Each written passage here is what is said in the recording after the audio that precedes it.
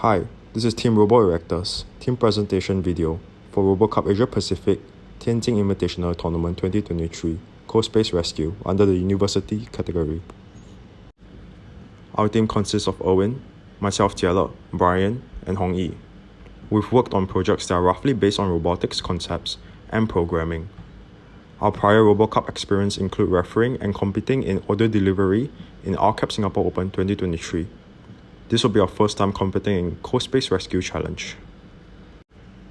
The challenge requires a robot to compete with another robot to score the greatest number of points, which requires a dynamic multi-objective optimization algorithm that can solve the following challenges: optimal pathfinding and traversal, locating specific objects for collection, and best object collection combinations.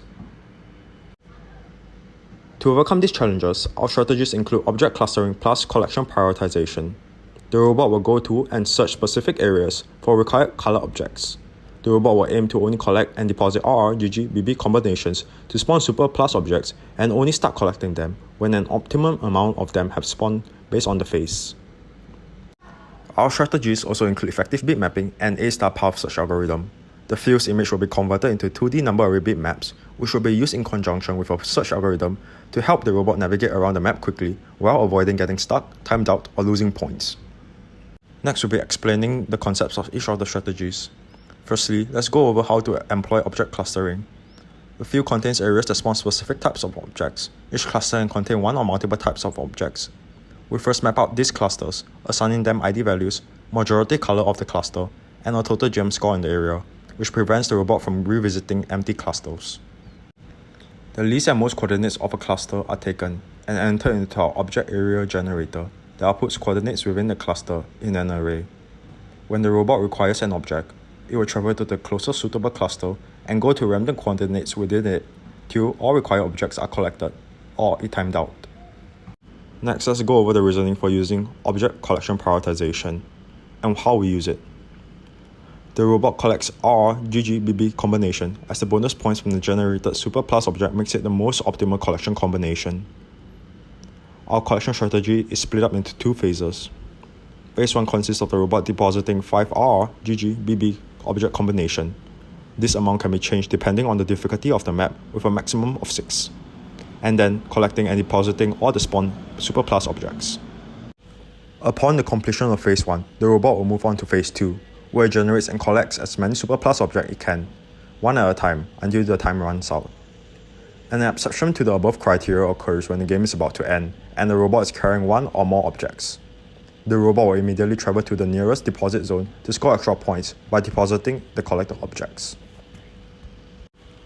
Moving on, let's go over how to perform effective bit mapping. The field image background.bmp from the CoSpace folder is first edited on Microsoft Paint.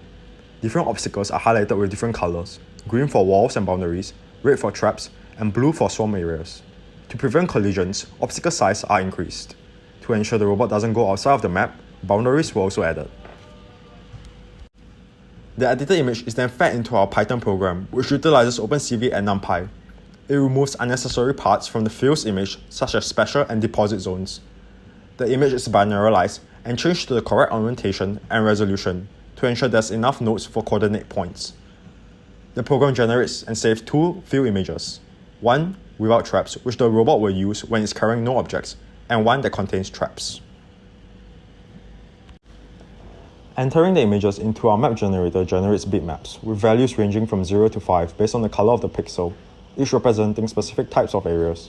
For example, 0 represents open spaces, 1 represents walls and boundaries, and 2 represents swamps.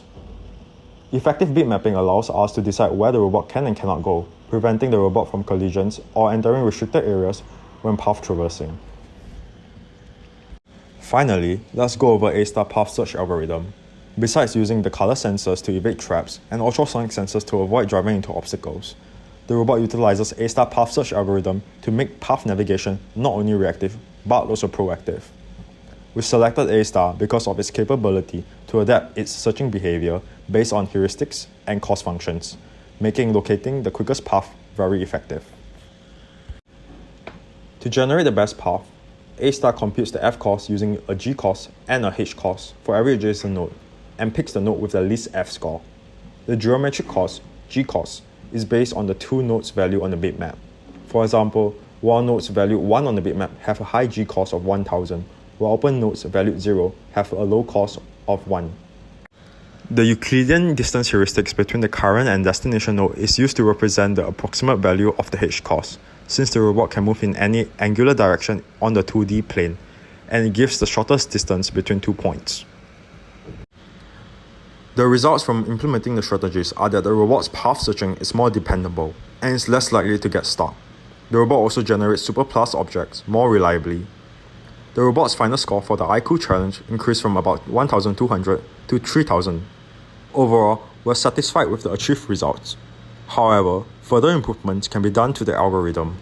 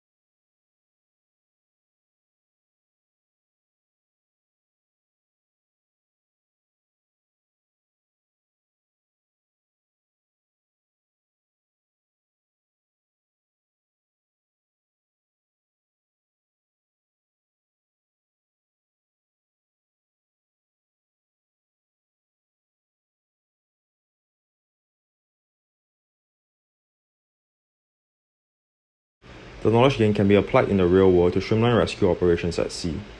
Upon receiving a distress signal, a UAV drone equipped with thermal imaging and LiDAR systems will be deployed to scan the incident area. The generated red-hot thermal image of survivors will be overlaid with the surface elevation data from the deployment station to the incident area acquired by the LiDAR to create a map with rescue points and obstacles. The GPS coordinates of survivors' location and the rescue boat's station are also added into the map's data. Once the autonomous rescue robot boat receives the data package, it will generate a bitmap and use A-star algorithm to find the shortest path to the survivors and rescue them. When a medical vehicle arrives, it will send its coordinates to the robot. And when the robot reaches maximum capacity, it will go to the closest medical zone to drop off the rescued survivors. The robot boat will be equipped with a camera to detect survivors using computer vision and LiDAR to detect objects and estimated distances to avoid collisions. With the help of autonomous robots, rescue operations in unpredictable areas can be quickly and safely carried out. In the future, an area we're interested to work on is combining grounding dyno, a zero-shot detector capable of generating high-quality labels and boxes with arbitrary inputs, and SAM, segment anything model, to produce extremely precise image segmentation results. The segmented image captured by the rescue robots can be used to count the precise number of victims in an area and locate their accurate positions to accelerate rescue operations. Adding bootstrapping language image pre-training to the strategy can help automate annotating images for datasets to train object detection models, making detecting victims more accurate and reliable.